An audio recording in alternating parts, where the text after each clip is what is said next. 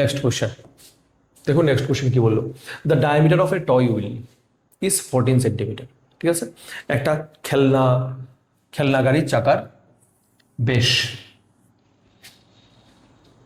Diameter বললো, তাহলে ডায়ামিটারটা কি? ডায়ামিটার হচ্ছিল বেশ। The diameter of A toy wheel, diameter মানে কি? ডায়ামিটার মানে হচ্ছিল বেশ, ডায়ামিটার মানে হচ্ছিল বেশ।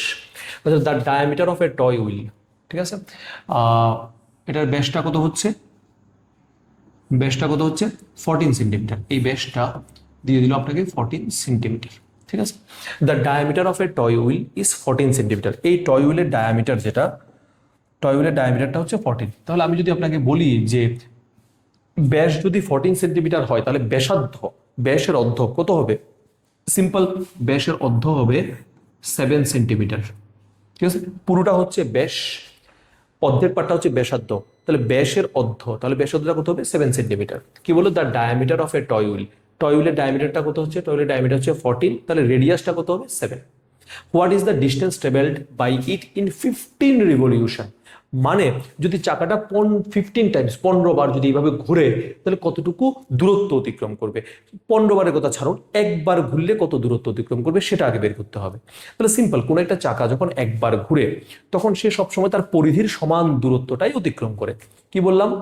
কোন একটা চাকা যখন একবার ঘুরবে, এটা সম্পূর্ণ আবর্তন দেবে, তখন সেই চাকাটা তার পরিধির সমান দূরত্বই অতিক্রম করবে। তাহলে আমার প্রথম কাজ কি দাঁড়ালো? আমার প্রথম কাজ দাঁড়ালো আমাকে পরিধিটা বের করতে হবে। যদি আমি পরিধিটা বের করতে পারি, তাহলে একবার পূর্ণ আবর্তনে কতটুকু দূরত্ব অতিক্রম করলো সেটা বেরিয়ে গেছে। তাহলে তার সাথে শুধু 15, কারণ 15 বার বললো না, 15 টাইমস বললো না, তাহলে তার সাথে শুধু কি প্রোডাক্ট করতে হবে? আমাকে শুধু 15টা প্রোডাক্ট করে দিলেই হয়েছে। তাহলে আমাকে প্রথম কাজ হচ্ছিল ব্যাসার্ধ আমি পেয়ে গেছি। আমার প্রথম কাজ হচ্ছিল আমাকে কি বের করতে হবে? পরিধিটা বের করতে হবে। তাহলে সিম্পল, পরিধিটা আমি কি করে বের করছি? তাহলে পরিধি বের করার ফর্মুলা হচ্ছিল 2πr। পরিধি বের করার ফর্মুলা কি? পরিধি বের করার ফর্মুলা হচ্ছিল 2πr। তাহলে সিম্পল, 2 ইন্টু পাই, 22/7, ব্যাসার্ধটা কত? 7। তাহলে সিম্পল কাটাকাটি করে দিন, তাহলে কত হচ্ছে? 44।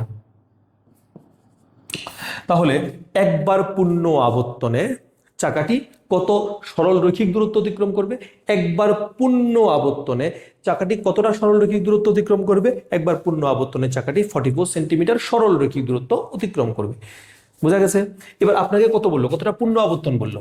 15, মানে 15টা পূর্ণ আবর্তন বললো। তাহলে 15টা পূর্ণ আবর্তনে কতটুকু দূরত্ব অতিক্রম করবে? তাহলে এটার সাথে কি প্রোডাক্ট করতে হবে?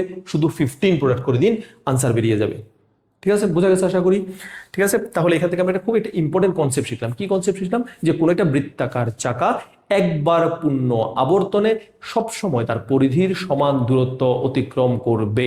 এটা মনে রাখবেন, কোন একটি বৃত্তাকার চাকা একবার পূর্ণ আবর্তনে সবসময় তার পরিধির সমান দূরত্ব অতিক্রম করবে।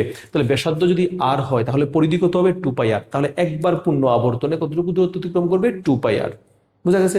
এমন কতবার আবর্তনের কথা বললো ওরা? 15 টাইমস। তাহলে কি দিয়ে প্রোডাক্ট করতে হবে? একবার পূর্ণ আবর্তনের দৈর্ঘ্যটাকে কি দিয়ে প্রোডাক্ট করতে হবে? কি দিয়ে গুণ করতে হবে? 15 দিয়ে গুণ করতে হবে। ঠিক আছে, তাহলে বেরিয়ে গেছে